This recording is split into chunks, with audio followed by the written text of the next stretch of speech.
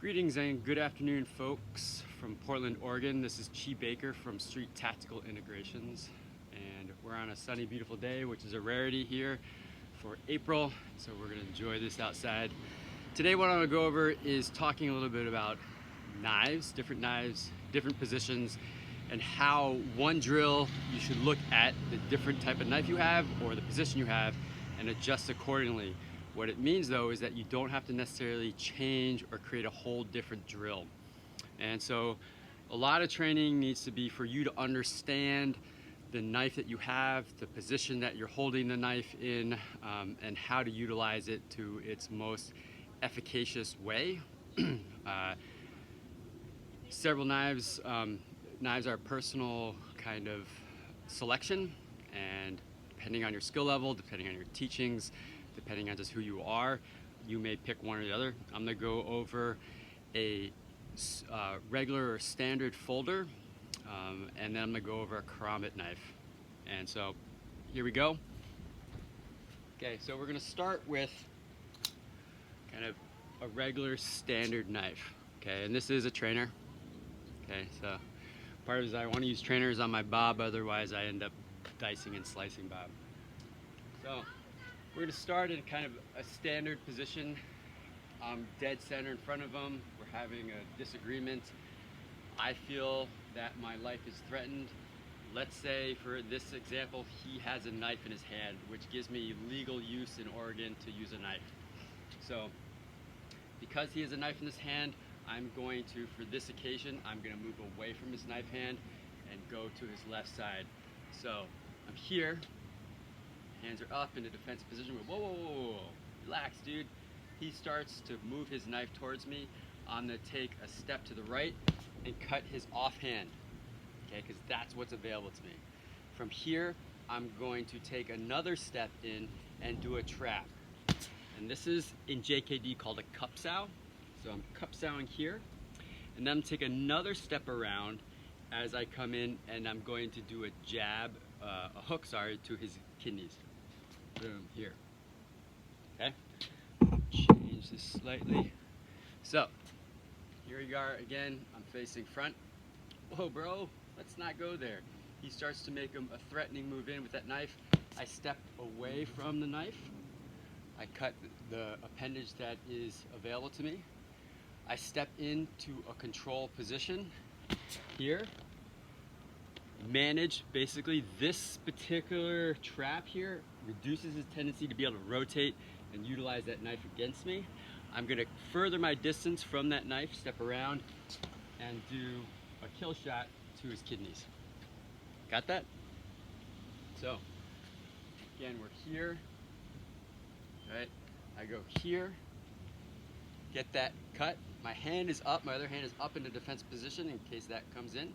I take a step towards him, another step towards him, get that trap, load this knife here, right? And come in here and get that, okay? So it is a slicing of the offhand or a strike to the offhand, coming in a trap to the elbow, and then working around for a kidney shot. Now, let's say I'm in a military knife position. Why am I in a military knife position? Maybe that's my preferred position. Maybe that's how my knife deploys.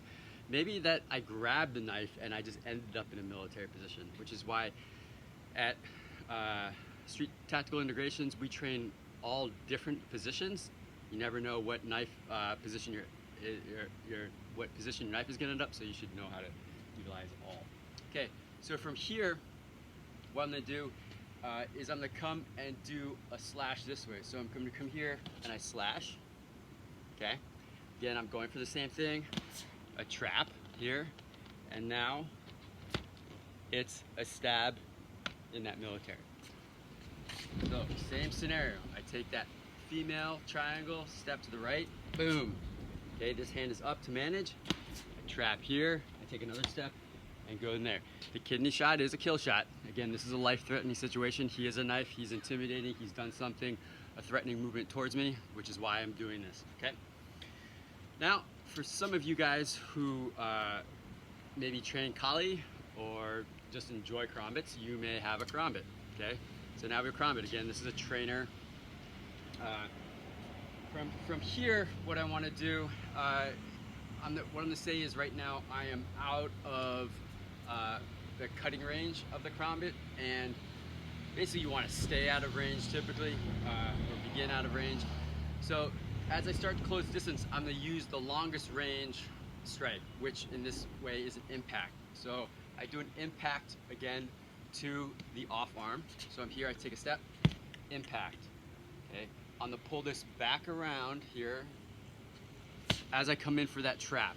Again, I'm getting that cups out trap in.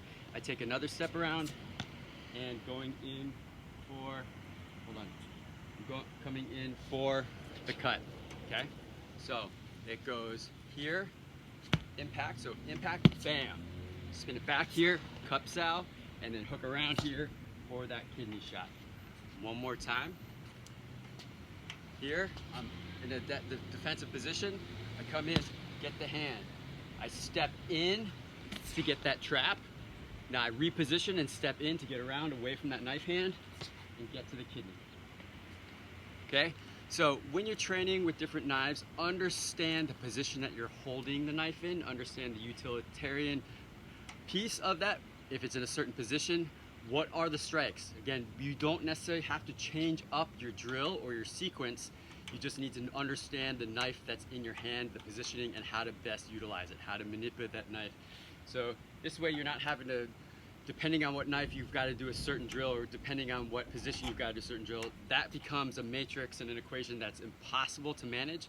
We don't want to have equations. We want to be able to rack instinctively and utilize the skills that we've trained.